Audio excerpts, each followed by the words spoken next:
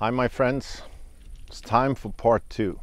If you have a good setup, you started okay, you have all the chances to hit a good drive and maximize your distance.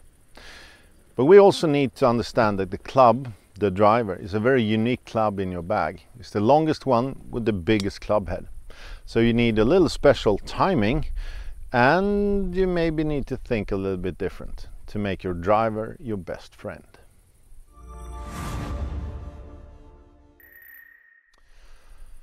Most golfers I meet have been told or think golf is just one swing. We just move the ball forward and everything should be okay. Tee it up and move it forward and the driver should work. That is a sad truth. A sad story. Because the driver, because it's just bigger and longer, needs so much more time to be straight than a 7-iron. So when you hit a golf ball and you think you have one swing for every club, this is what you're going to get.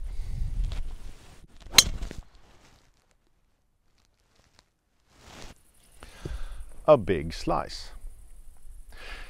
That slice comes from late release and an open club face. It's really hard if you think like that. You're going to do the same with all the clubs. You won't learn to hit a good drive. We need to really understand that the club, the longer the club, the earlier release. And because I'm holding the longest club in my hand, I need to really get my arms and hands moving. So I get the low point over here, but mostly I just need to get a square club face. Even if you're outside to in golfer, if you release in time, you will have a more straight or even closed club face. And that slice will turn into firstly a fade, but hopefully you will make a big change and it will turn into a draw or a hook.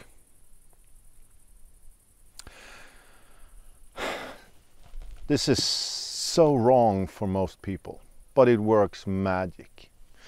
If I go to the top and I really extend my arm, I try to throw my arm that way. I'm not throwing it this way, that will be over the top even more. I'm trying to throw it that way. So I get down here and up through the golf ball. But the bonus is I get a club face that is not open. A good release is your trail hand passing your lead hand. If the trail hand catches up with your lead hand before impact, the club will be a little bit closed and the slice will be gone. We also need to get a draw curve on the golf ball or a hook curve on the golf ball to be able to change swing path so we can swing from the inside. Because if your brain is seeing a slice shot every time you hit your driver, you won't be able to swing more out. Swinging out with a slice curve on the ball, it will be even worse. So first we need to get the timing going so you can actually close the club face. If it turns into a hook, you have twisted the club face. You probably heard you need to turn it over. If you turn it over, it will look like this.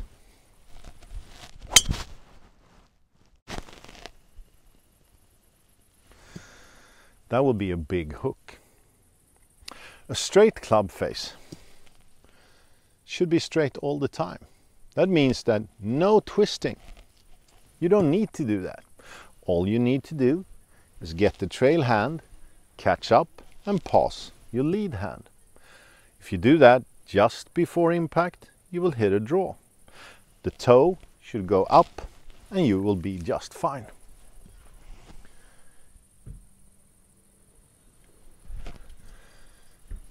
If you release and it's just a passing, it's not a twisting, it will be a draw.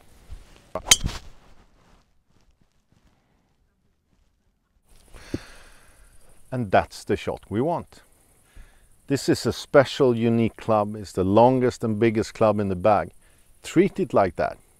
Use timing to close the club face. You don't need to be stronger. You don't need probably to change much.